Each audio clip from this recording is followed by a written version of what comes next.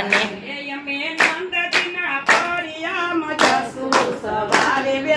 જરાક પાછા વહી જાઉં આ મોઢે બસ